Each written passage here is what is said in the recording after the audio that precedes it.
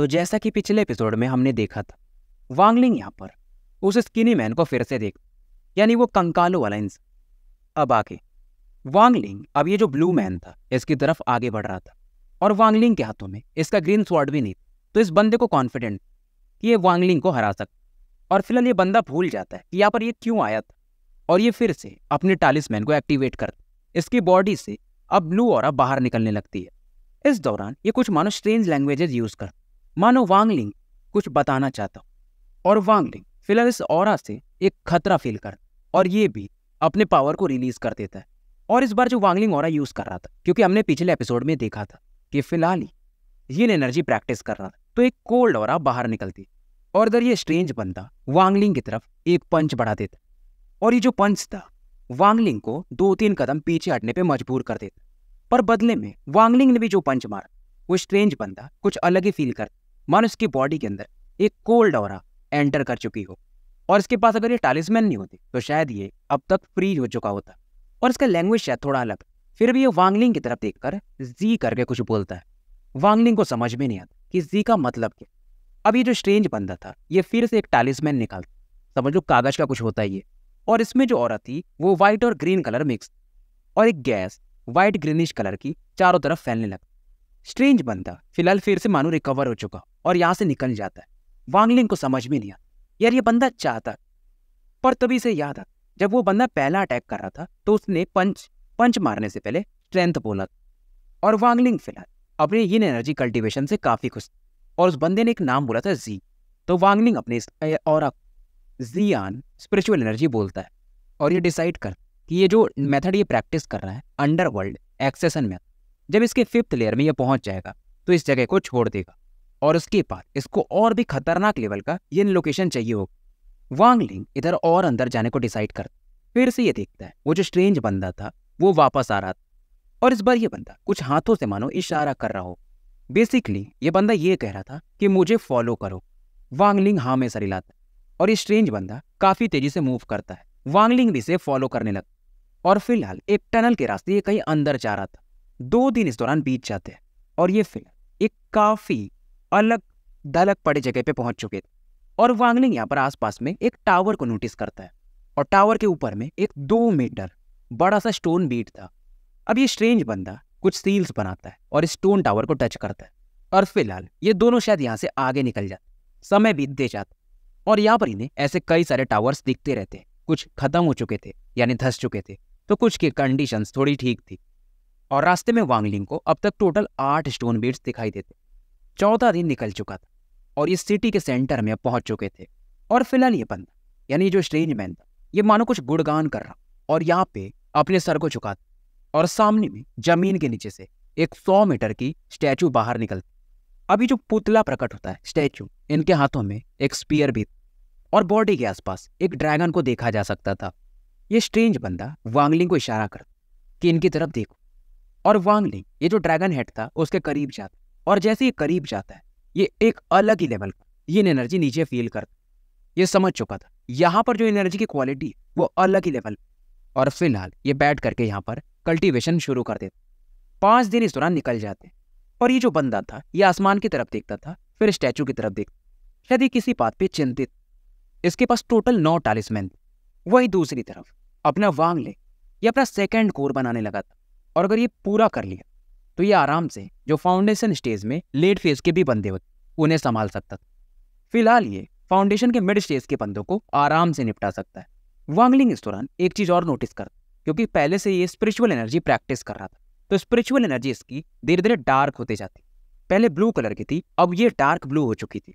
वहीं आसमान में एक अलग ही घटना हो रही थी। बादल काफी तेजी से घूम रहे थे, मानो इन्हें कोई दूर से हिला रहा हो। एक डार्क फॉग इकट्ठा होता है जो कि धीरे धीरे कॉफिन यानी जिसमें लाश को रखा जाता है उसका शेप लेने लगा था और इस कॉफिन के ऊपर में एक इल्यूजनरी बंदा देखा जा सकता था और यहाँ पे एक आवाज गूंजती कि तुम ये कह रहे हो कि हमारे मास्टर का नासेंट सोल इस स्टैचू के अंदर है। और इस आवाज को सुनकर वो जो स्ट्रेंज मैन वो भी हैरान हो जाता है और फिलहाल जो स्ट्रेंज मैन था अपनी बॉडी से 9 टालिस्मैन को अलग कर देता और फिलहाल ये वांगलिंग की तरफ कूदता है, वांगलिंग को पकड़ता है। वांगलिंग जाग चुका था और ये वांगलिंग को लेकर भागने लगा। वांगलिंग समझ नहीं पा रहा था अचानक से हुआ। अब ये स्ट्रेंज मैन कुछ हैंड साइन मूव कर और एक मानो एक time dimension space portal create करता है और वांगलिंग को लेकर इसमें कूद जाता है। जो स्टैचू था यहाँ पर, जो इसके मास्टर का था, वो भी अब जमीन के अंदर जाने लगा। बेसिकली स्टैचू के अंदर मानो वांगलिंग वगैरह समा चुके और वांगलिंग भी हैरान था जब ये अपने डिवाइन सेंस को एक्सपैंड करता है। तो स्टैचू के अंदर एक अलग स्पेस था जिसके अंदर वांगलिंग एंटर कर चुका था और अंदर में इसे कई सारे व्हाइट क्रिस्टल्स दिखाई थे और बीच में एक ब्लैक क्रिस्टल भी था और वहां पर एक स्टोन पर्सन बैठे हुए थे और जो बैठे हुए थे स्टैचू जैसा था, ये एकदम वैसे ही दिख रहे थे और अंदर से भी वांगलिंग देख सकता था कि बाहर की दुनिया में क्या चल रहा है। और वांगलिंग इस समय ये जो स्ट्रेंज पर्सन था इसके बगल में, उनकी आंखों में एक अलग ही नफरत देख, जो सामने बंदा भी प्रकट हुआ था कॉफिन के ऊपर में, उसको देख कर। अब ये जो बंदा प्रकट हुआ था एक यंग मैन दिखता था और ये फिर से वही बात दोहराता कि मास्टर 100 साल से ज्यादा हो गए, इस बार तो मैं आपको भागने नहीं दूंगा। वांगलिंग अब ये स्ट्रेंज पर्सन की तरफ देखता है और कहता, तो तुम उसके मास्टर हो। अब यहाँ पे स्टोरी थोड़ी कॉम्प्लिकेटेड हो जाती है, मैं भी थोड़ा कंफ्यूज हो रहा हूँ। तो बाहर में एक और बंदा खड़ा था, अंदर में एक स्टैचू था और बगल में वांगलिंग और वो स्ट्रेंज पर्सन, और जो स्टोन स्टैचू था वो शायद मास्टर था। फिलहाल वांगलिंग बाहर वाले बंदे पर अटैक करता, पर ये जो स्टोन स्टैचू था इसे रोकता है और इस दौरान जो बाहर वाला बंदा था वो एक गैस रिलीज करता, जिसकी वजह से ये जो स्टैचू था मानो अब कोलैप्स कर जाए। पर कोलैप्स करने से पहले ये स्टैचू बोलता कि आधा घंटा शायद मेरे पास टाइम है, मैं तुम्हें एक स्टोरी बताता हूँ। और ये अपना नाम वू यू बता और कहता है, क्या तुमने कभी कॉर्प्स सेक्ट के बारे में सुना है? वांगलिंग इसे ध्यान से देखा और हाँ में सर हिलाता। अब वो यूं बोलते हैं, तुम्हें डरने की जरूरत, मैं एक नासेंट सोल, मेरे पास कोई बॉडी नहीं। और ये बोलते हैं कि तुम्हारे स्वॉर्ड की वजह से ही लगभग मैं मरने से बचा, क्योंकि वांगलिंग ने आते ही इन पे भी अटैक कर दिया। अब वांगलिंग इससे पूछता है कि बाहर में जो खड़ा है वो कौन है, क्या आप उसके मास्टर हो? वो यू एक अलग ही एक्सप्रेशन देते हैं और कहते हैं, वो मेरा एक पपेट है, कॉर्प्स पपेट। मैं एंसेस्टर था एक कॉर्प्स सेक्ट, तो मैंने एक कॉर्प्स पपेट बनाया। तो जैसे जैसे मेरा कल्टीवेशन बढ़ा, पपेट का भी कल्टीवेशन बढ़ता गया, पर बाद में उसने रिबेल कर दिया, मतलब मुझे ही धोखा दे दिया। पर जैसा टेक्निक यूज किया जाता है, पपेट कभी रेबेल करता नहीं है। पर 300 साल पुरानी बात, मैं इस जगह पे आया यिन एनर्जी के लिए। मैं फेल तो हो गया, पर साथ में मेरे इस पपेट ने मुझ पर ही अटैक कर दिया और उस मौके का फायदा उठाकर ये मेरे कंट्रोल से बाहर चला गया। फिलहाल उसकी घटना के बाद 100 साल बीत गए थे और मेरी इंजरीज ठीक होने लगी। 100 सालों बाद मैं इस पपेट से दोबारा मिली, पर उसका अपना खुद का दिमाग हो गया था और उसका भी पावर लेवल बढ़ के नासेंट सोल के मिड स्टेज में जा चुका था, यानी कि मुझसे भी ज्यादा स्ट्रांग हो गया था। मेरी इसकी फिर से फाइट हुई और मैं कैसे भी करके बस अपने सोल को वहां से भगा पाया। उसके बाद से मैं स्टैचू के अंदर छिपा हूँ। और जो तुम्हें ये बगल में दिख रहा था ज़ॉम्बी, जिस पर तुमने पहले अटैक किया था, जो तुम्हें यहाँ पर लेके आया था, ये मेरा बॉडी हुआ करता था। मतलब स्टोरी समझ लो कितनी कॉम्प्लिकेटेड है। बाहर में जो बंदा खड़ा है वो इनका पपेट, ये फिलहाल स्टैचू के अंदर छिपे थे, और जो बंदा वांगलिंग को लेकर आया था वो इनका बॉडी। अब बॉडी भी जाग चुकी थी क्योंकि 100 सालों बाद बॉडी भी हील हो चुकी थी। वांगलिंग को भी समझ में नहीं आता, जैसा कि मुझे नहीं आ रहा था। वो यूं इससे बताते कि ये कुछ सीक्रेट है, वो मैं तुम्हें नहीं बता सकता। और ये जो पपेट है ये यहाँ से भाग भी नहीं सकता, क्योंकि अगर ये 100 किलोमीटर के रेंज से बाहर जाएगा तो ये मारा जाएगा। इसलिए वो मेरे सोल को भी स्वॉलो करना चाहता, ताकि मेरे कंट्रोल से पूरी तरह से आज़ाद हो सके। पर फिर भी वांगलिंग कहता है कि 100 सालों में ये तुम्हें ढूंढ ही नहीं पाया। अब वो यूं बताते हैं, ये जो स्टैचू तुम्हें दिखा, ये बेसिकली एक ऐसा जगह है जो मेरे सोल को हाइड कर सकता, मतलब बाहर में किसी को कुछ फील ही नहीं हो। इसी की वजह से मैं यहाँ पर सर्वाइव कर पाया। फिर भी वांगलिंग इससे पूछते, फिर आप भाग तो सकते थे मौका उठा के। अभी वो यूं बताते हैं, ये जो जंगल है यहाँ पर सोल डैमेज हो सकता फॉग की वजह से, और जो इनका बॉडी था उसको इन्होंने अपना नाम अडाई दिया था। और ये बताते हैं कि मैं अपने बॉडी पे भी कंट्रोल हासिल नहीं कर पा रहा हूँ। शायद जब तक मेरा सोल मिड स्टेज में नहीं पहुंचेगा नासेंट सोल के, तब तक शायद मैं ऐसा कर भी ना पाऊँ। तो ये जो बॉडी है, ये जो अडाई है, जो कि वांगलिंग से मिला था, ये एक्चुअल इनकी बॉडी नहीं, ये इनको स्टैचू में मिला था और ये काफ़ी अलग बॉडी है, इसके बारे में ये बताते हैं। और जब इस बॉडी को ये मिले थे तो बॉडी सो रहा था, तो इस बॉडी पर ये कंट्रोल करना चाहते, यानी अपना सोल इसके अंदर एंटर करवाना चाहते, और बॉडी में स्ट्रेंज पावर की वजह से ये ऐसा कर नहीं। पर इस दौरान मैंने इस अडाई को जगा दी, हालांकि क्योंकि मैंने इस पर अपना नासेंट सोल थोड़ा यूज किया था, तो थोड़ा बहुत मेरा इसके साथ कनेक्शन है। और इस समय वो यू वांगलिंग से रिक्वेस्ट करते कि मेरी मदद करो यहाँ से निकलने में। मुझे मालूम है तुम मेरी हेल्प नहीं कर सकते, बस मैं तुम्हें इतना कह रहा हूँ कि कॉर्प सेक चले जाओ, और मेरे वहाँ पर एक सीनियर ब्रदर हैं ये जी कर, उन्हें तुम अगर बुला लिए तो मेरी हेल्प हो सकती। अब वांगलिंग भी इनसे पूछ, मैं जाऊँगा कैसे? कोई टेक्निक है आपके पास कि मुझे बाहर में ये जो कॉर्प्स पपेट है आपका वो नोटिस ना करे? वो यूँ भी बोलते हैं कि मेरे पास एक तरीका, मैं अपनी नासेंट एनर्जी को यूज करता हूँ और तुमको डायरेक्टली एक एरे से सीधा कॉप से ट्रांसफर कर देता हूँ। वांगलिंग फिर से कहते हैं, अगर आप एरे को एक्टिवेट ही कर सकते हो तो खुद क्यों नहीं गए? अब ये बताते हैं, न तो ये मुझसे 100 किलोमीटर दूर जा सकता है, न तो मैं जा सकता, क्योंकि मेरी बॉडी मेरे पास नहीं। वो यू को लगता है कि वांगलिंग अभी भी नहीं मान, तो ये स्वेयर करता, यानी कसम, कि मैं बिल्कुल भी तुम्हें बेवकूफ़ नहीं बना रहा हूँ, और अगर तुम मेरी मदद कर दी तो ये जो अडाई है वो मैं तुम्हें गिफ्ट करता हूँ। इसके बॉडी पर तो तुमने देख ही लिया होगा कि 9 टालिस्मैन है और उनके पावर कितने खतरनाक, सब तुम्हारा। और मैं जितना देख पा रहा, तुम्हारी स्पिरिचुअल एनर्जी में यिन पावर भी मौजूद है। मुझे भी यिन मेथड का कल्टीवेशन पता है, और हमारे कॉर्प सेक्ट में एक जगह है जिससे जहाँ पर अर्थ टाइप की यिन एनर्जी है। वांगलिंग और खुश हो जाता है, फिर भी ये कहता है, अगर वहाँ पे ऐसा लोकेशन था तो आप यहाँ पर यिन एनर्जी के लिए क्यों आए? वो यूँ समझ जाते हैं, यार ये बंदा होशियार तो है, हर समय एक काउंटर क्वेश्चन कर ही देता है। अब ये फिर से बता कि मेरा जो कॉप्स पपेट था, जो कि अब मेरा दुश्मन बन चुका, तो हर बार इससे अपग्रेड करने के लिए अंडरवर्ल्ड टाइप की यिन एनर्जी चाहिए, और वहाँ पर अर्थ टाइप की यिन एनर्जी है, इसलिए मैं इसे यहाँ पर लाया था। इधर स्टैचू में क्रैक्स आने लगे, और ये फिर से वांगलिंग को समझाते कि तुम मेरा डिसाइपल बोल सकते हो, वहाँ पर मैं तुम्हें टेलीपोर्ट कर देता हूँ। वांगलिंग समझ चुका कि बाहर में वो जो पपेट है वो तो इसे मार ही देगा, तो फिलहाल इनकी बात ही मानना ज़्यादा सही होगा। इधर वो पपेट वो देख ही रहा था कि अब तो बाहर आना ही पड़ेगा, मास्टर कहाँ जाओगे? इधर वो यूँ चिल्लाते हैं कि वांगलिंग जल्दी करो। वांगलिंग फिलहाल उस एरे में एंटर कर जाता है, और वो जो अडाई था, जिसे कि हम स्ट्रेंज पर्सन भी कह रहे थे, वो भी वांगलिंग को फॉलो कर लेता।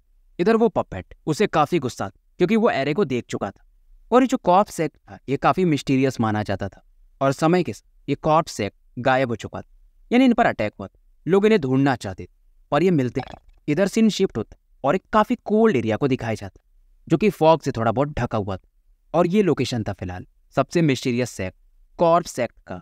बेसिकली गुफा के अंदर था शायद, और यहाँ पर 8 वुड पिलर्स को दिखाया जाता है, जहाँ पर 8 यंग मैन बैठे हुए थे, और सभी के पीछे में एक एक कॉफिन फ्लोट कर रहा था।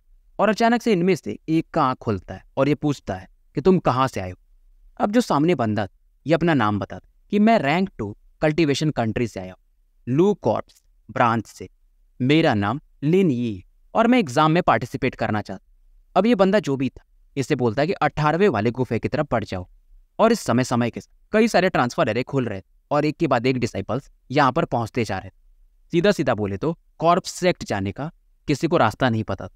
जो भी लोग एंटर करते थे वो एरे के थ्रू ही करते थे, और यहाँ पर कुछ रिंग्स बने हुए थे, और जितना पावरफुल बंदा आता था उतने रिंग्स जलते थे। टोटल 49 रिंग्स थे यहाँ, रिंग्स ऑफ लाइट भी हम कह सकते। और अभी तक जो सबसे स्ट्रॉन्गेस्ट बंदा आया था उस समय 13 लाइटें जली थी। समय बीतते जाते यहाँ पर एक बंदा एंटर करता है तो 6 लाइटें जलती, और ये जो 8 बंदे सभी को देख रहे थे अलग अलग कॉफिन पर बैठकर अचानक से हैरान हो जाते, क्योंकि जो लाइटें थी अचानक से 28 तक चल जाती, और इनको लगता है शायद हमारे कोई सीनियर आ रहे होंगे। और यहाँ पर एक एरिया एक्टिवेट हो रहा था। 28 लाइटें ये बस यहीं पर नहीं रुकती, बल्कि लाइटें जलती जाती हैं, और ये जो 8 लोग थे ये हैरान हो जाते क्योंकि लाइटों की संख्या 40 तक पहुंच चुकी थी। 8 इस समय खड़े हो जाते कि भाई ये कौन है, और नील डाउन होने लगते कि लगता है शायद कोई सीनियर है। और लाइटों की संख्या रुकती नहीं, ये जलते जलते 43 पे पहुंच जाती है। 8 का एटीट्यूड एकदम चेंज हो चुका था, और यहाँ से 2 बंदे बाहर आते। एक शायद 20 साल के आसपास होगा, जो कि काफी हैंडसम था, और इसने ब्लैक कपड़े पहने थे, और इसके पीछे में एक बंदा खड़ा था जिसकी बॉडी ब्लू कलर की थी। बॉडी पर कई सारे सिंबल्स, और इसके बॉडी पर अलग अलग जगह 9 टालिस्मैन बने हुए थे। और इनमें से जब ये 8 डिसाइपल्स देखते हैं तो हैरान थे, यार ये तो कम एज का लड़का है, और ये कोई और नहीं बल्कि वांगलिंग और इसका दूसरा साथी अडाई था। वांगलिंग यहाँ पर अपने डिवाइन सेंस को एक्टिवेट कर और इन सभी बंदों के पावर को देख लेता। सभी का पावर लेवल की कंडेंसेशन के 15th लेयर के आसपास ही था, और इन्हें मारना चाहे तो पलक झपकते मार सकता है। अब इनमें 8 में से एक पूछ कि सीनियर आप कौन है? वांगलिंग नाम बता कि मैं वांगलिंग, और मुझे अंकल मास्टर ये जीजाई ने भेजा। अब ये जो यूथ था वो हैरान हो जाता, और ये कहता मैं आपकी हेल्प नहीं कर सकता, चलिए मैं आपको एल्डर के पास लेके चलता हूँ। सॉरी, मतलब इसे ये जीजाई से मिलना है, इसे किसी ने भेजा है। अब वांगलिंग इस बंदे को फॉलो करता। वांगलिंग यहाँ से गुजर रहा और बहुत सारे यूथ्स को देखता है। वांगलिंग आगे बढ़ता और इसे एक कॉफिन दिखती है, कॉफिन के अंदर शायद कोई सोया हो। वांगलिंग अपने डिवाइन सेंस से इसे ऑब्जर्व करता, और जो अंदर बंदा था वो भी मानो जाग सा जाता, और एक किलिंग इंटेंट के साथ वांगलिंग की तरफ देख। बेसिकली पपेट, और जिसका था वो तुरंत ही वांगलिंग से बोलता कि ये मेरे सीनियर ने मुझे दिया है, पर ये काफ़ी पावरफुल है, और कभी भी कोई अगर इस पे अपना डिवाइन सेंस एक्टिवेट करे तो इसे काफ़ी गुस्सा आता और ये बताता है कि इसे रिफाइन करने में इसे बहुत समय गुजारना पड़ा। वांगलिंग बोलता है कोई बात नहीं, चलता है, और इसकी तारीफ भी करता है कि तुम्हारा ये पपेट ये तो फाउंडेशन के अर्ली स्टेज में, नॉट बैड। अब जब ये बात ये बंदा सुनता है तो इतना तो समझ जाता है तो वांगलिंग इसके पावर को देख सकता, मतलब ये खुद काफ़ी स्ट्रांग हो और ये काफ़ी इज्जत देने लगता है वांगलिंग। इस दौरान ये वांगलिंग से पूछता, क्योंकि वांगलिंग के पीछे में अडाई खड़ा तो पूछता है कि ये आपका पपेट है क्या। वांगलिंग बस हाँ में सरेगा और ये बंदा अडाई को ध्यान से देखने लगता है कि आपको ये पपेट मिला कहाँ से, ये तो काफ़ी इंटेलिजेंट दिख रहा है, इसके जैसा इंटेलिजेंट पपेट तो मैंने बस एंसेस्टर ज़ीक फ्लाइंग लुओ शा को देखा। वांगलिंग फिलहाल कुछ बोलता नहीं, अडाई इस समय कुछ बोलने लगता है इस बंदे की तरफ देख। ये बंदा और हैरान हो जाता है कि आपका पपेट इतना इवॉल्व हो चुका है कि अब ये बोल सकता है। वांगलिंग भी सोच रहा था यार ये लड़का काफ़ी बोलता है, ये बंदा बक करते रहता है, और वांगलिंग ज़्यादातर इसे इग्नोर करता है और कुछ बातों का ही बस जवाब देता है। वांगलिंग फिलहाल एक केव के अंदर एंटर करता और अचानक से एक ओल्ड मैन अपनी आंखें खोलता और वांगलिंग को ध्यान से देखने लगता। वांगलिंग अपने डिवाइन सेंस को एक्टिवेट करता है और ये देख पाता कि सामने वाला बंदा भी फाउंडेशन के मिड फेज में ही है। फिलहाल ये बंदा जो आया था वांगलिंग को लेकर, इन्हें एल्डर से कहता कि एल्डर जब ये आए तो 43 रिंग जल गए और ये फिलहाल एंसेस्टर ये से मिलना चाहते हैं। फिलहाल ये जो ओल्ड मैन था ये वांगलिंग से कहता कि टनल तुम्हारे लिए किसने खोला। वांगलिंग नाम लेता है वू यू। अब ये नाम सुनते ही ओल्ड मैन भी हैरान था, एंसेस्टर वू यू वो तो 200-300 साल से गायब है, तुम्हारा उनके साथ क्या रिलेशन है। वांगलिंग जवाब देता कि मैं उनका डिसाइपल हूँ। ये ओल्ड मैन और हैरान हो जाते हैं क्योंकि वू यू यहाँ पर एक एंसेस्टर थे और वो किसी को डिसाइपल ऐसे नहीं बनाते। अगर वांगलिंग सही कह रहा है तो ये फिलहाल वांगलिंग को लेकर जाना ही पड़ेगा और ये बोलता है अंकल मास्टर वू यू वापस आ रहे हैं, मेरा नाम मू रोंग है, आपका क्या नाम है। वांगलिंग नाम बताता है इनको और ये कहता आप मुझे वांगलिंग ही बुलाएं। फिलहाल वो जो डिसाइपल था मू रोंग उसे वापस भेज देते हैं और कहते हैं कि फिलहाल मैं वांगलिंग मास्टर वांग बोल, मैं खुद लेके जाऊंगा एंसेस्टर ये के पास। मू रोंग बातें करने लगा कि एंसेस्टर वू यू का जो पपेट था वो उनके बराबर ही पावरफुल था। बेसिकली ये जानना चाहता था कि उनके साथ हुआ क्या, वो इतना लेट क्यों हो गए, 300 साल बीत चुके थे। पर वांगलिंग फिलहाल इन्हें भी कुछ बताता नहीं। एक जगह पे आके ये रुक जाते और मू रोंग कहते कि मैं एंसेस्टर ये को बुलाता हूँ, आप यहीं पे वेट कर। और बीच में ये शायद इन्फॉर्मेशन के बाद वांगलिंग को कुछ चीज़ें दिखाती कि ये एक ऐसा फ्लेम है जैसे कि काफ़ी रिफाइन करके बनाया गया। एक ब्लू बॉल दिखाता है, वांगलिंग तुरंत ही इस फायर को भी आइस फॉर्म में बदल देता है। मू रोंग समझ जाता है कि ये सच में एंसेस्टर वू यू का डिसाइपल है, क्योंकि इन एनर्जी यहाँ पर बस वही सबसे ज़्यादा यूज़ करते थे। जो भी इसके अंदर डाउट था अब वो क्लियर हो चुका था। इस दौरान वांगलिंग अचानक से एक पावरफुल प्रेशर यहाँ पे फील करता और ये प्रेशर इतना खतरनाक था कि वांगलिंग भी एक बार को डर जाता। प्रेशर की वजह से मू रोंग अपने आप नीचे झुक जाता और एक आवाज़ है, तो तुम वू यू के अप्रेंटिस डिसाइपल हो, मेरे छोटे भाई के। स्टोरी यही समाप्त करते हैं और मिलते हैं फिर कल एक नए वीडियो के साथ।